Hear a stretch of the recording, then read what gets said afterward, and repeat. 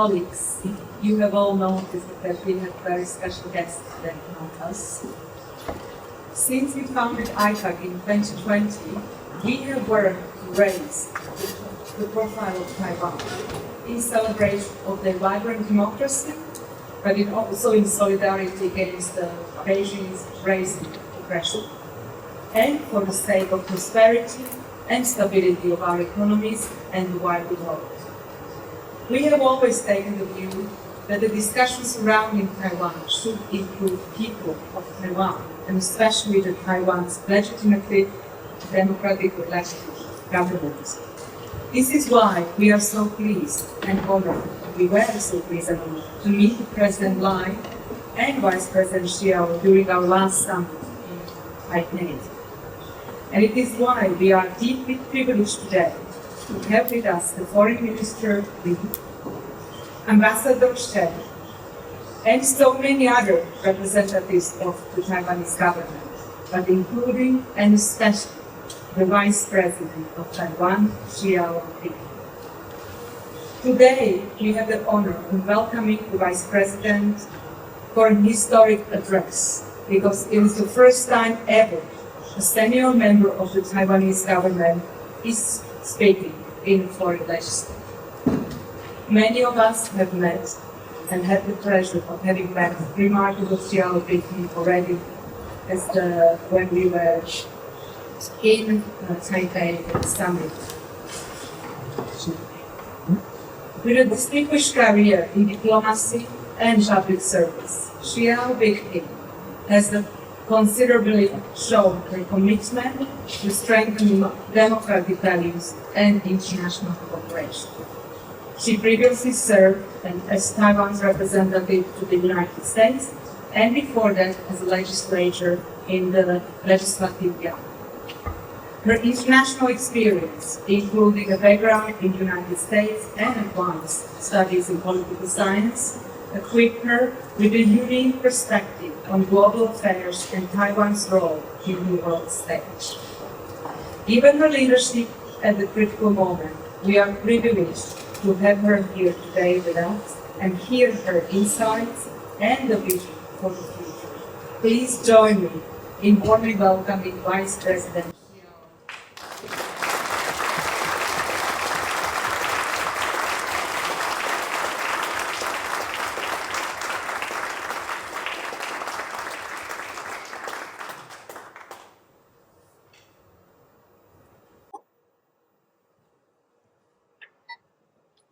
Thank you. Thank you, IPAC, for the privilege of being here in the European Parliament. This means so much to us, so much to the people of Taiwan. From my first meeting with you 3 years ago, when I hosted a reception for IPAC in Washington, D.C., to our gathering in Brussels, in Taipei, and now in Brussels. I've always felt a unique bond with IPAC, where our shared commitment to upholding democratic values and sustaining peace has brought us together. I bring greetings from the people of Taiwan, and I stand here not only as a representative of a government, but as a voice for a society deeply committed to the same ideals that animate the parliaments of democracy around the world. In an era marked by increasing fragmentation, volatility, and rising authoritarianism, this gathering affirms something vital, that democracies, even when far apart, are not alone. We are not alone in our values, we are not alone in our challenges, and most importantly, we are not alone in our responsibility to act. Being here in Brussels, let me begin by speaking about Taiwan and Europe. We may differ in culture and history, but our partnership is rooted in common ground that runs deep. We are pluralistic societies that value open discourse, accountable governance, fair elections, and freedom of belief and expression. We believe truth is not dictated by algorithm or autocrats, and that international rules are not a menu. They are the foundation for peaceful coexistence. Europe has defended freedom under fire, and Taiwan has built democracy under pressure. These different histories lead to a shared commitment in peace, dignity, and resilience. Our democracies are not perfect, but they are open, and they do not silence criticism. They allow it to guide reform.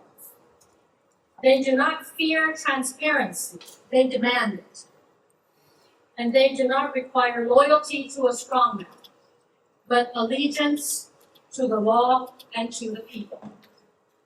As democracies, we believe that free political and economic systems deliver prosperity and growth. Freedom fuels innovation. Fair and open trade fuels cooperation. These aren't slogans.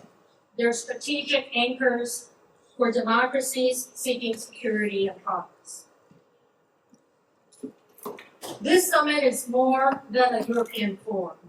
It is a global moment. It brings together members from across regions who recognize the urgent and shared issues that confront open societies everywhere. We are facing an expanding, coordinated, and evolving set of threats and challenges. Military pressure and gray zone coercion, cyber attacks and disinformation campaigns, economic leverage used to extract political compliance, infrastructure sabotage, physical and digital, foreign interference targeting unity and public trust. Many of these threats originate from state-based actors following a common playbook, seeking to expand influence by dividing, destabilizing, and discrediting democratic systems. We must understand that we're in a long-term context, not for dominance, but for the preservation of rules-based international order rooted in peaceful cooperation, not in force nor coercion. In light of intensifying military and security pressure from China in our region, Taiwan is committed to increasing our defense investment, targeting 5% of GDP by 2030. But we also know that security is not just about military strength. It begins at home. What some in this part of the world call total defense, we call whole of society resilience. It means involving all sectors of our society, from cyber defense and emergency response to civil preparedness. Here are vivid examples of some challenges we've faced. In 2033, Taiwan's undersea cables connecting offshore islands were cut, disrupting vital communications and emergency services. Our institutions and networks that manage data and connect our people face daily and persistent cyber attacks. Similar incidents have occurred elsewhere around the world, including right here in Brussels. These aren't just technical issues. They are tests of our resilience, and they require concerted efforts in response. So, we are building backup satellite communication systems, training communities for emergency responses, hardening infrastructure against cyber and kinetic threats, investing in energy resilience and smart grids, developing civic education that fosters media literacy and critical thinking. We are also aligning local and national governments, private industry, and civic institutions and coordinated contingency planning. Because whether we are dealing with provocations or natural disasters, cohesion is a force multiplier. We're eager to share and learn from partners because resilience is stronger when it is done together. Now let me turn to economic resilience, a shared priority. In recent years, the world has been rocked by a pandemic, supply chain disruptions, and geopolitical pressures. We've all learned that economic security is national security. Taiwan and our partners around the world are diversifying supply chains, investing in strategic sectors, and reducing vulnerabilities. Consider semiconductors. Back in the 1980s, a Dutch company called Philips was a major founding stakeholder of Taiwan's flagship chip maker called TSMC. Today, TSMC invests and partners across Europe with a robust supply chain of design, materials, and high-end industrial equipment. These aren't just business deals. They are mutually reinforcing endeavors that cannot be achieved in isolation. Europe remains Taiwan's top source of foreign direct investment. Together, we are building a reliable technology ecosystem rooted in trust, transparency, and democratic values. But semiconductors are only one piece of global economic resilience. Taiwan is working with partners around the world to strengthen reliable ecosystems in other critical areas, including pharmaceutical ingredients, biomedical supplies, energy technologies, AI, defense industries, next generation telecommunications, and more. These are not abstract priorities. They are the backbone of a secure and resilient global economy, especially as we transition into the AI digital era. Taiwan's contributions go beyond manufacturing. We bring high standards, open partnerships, and deep technical know-how. We believe the next generation of global supply chains must be transparent, secure, and aligned with democratic values. So let me say this clearly. Taiwan is not just relevant. It is indispensable to the global conversation on peace, prosperity, and the future of democracy. Taiwan matters to the world for at least three core reasons. First of all, we are a thriving democracy. Taiwan proves that democracy can thrive in Asia. Despite pressures inside and out, we continue to hold free elections, safeguard civil liberties, and support pluralism in our society. We have demonstrated that democracy can be a choice that works wherever people are free to make it. Secondly, Taiwan plays an important role in the interconnected global technology supply chain. We are a critical global economic player. We make chips and components that power your phones, cars, medical devices, and defense systems. Taiwan also produces computers and servers that enable your AI data centers to function. As Professor Igata just emphasized, cross-strait stability is not only a regional concern. It is a cornerstone of global prosperity. And Taiwan's role in preserving peace and maintaining economic continuity in this vital corridor cannot be overstated. Despite being excluded from international organizations, this is a third important area why Taiwan matters to the world. Taiwan has stepped up. We contribute to humanitarian aid, to disaster relief, to public health and SDG goals around the world. We uphold global standards even when we are not allowed a seat at the table. Taiwan's presence strengthens global efforts.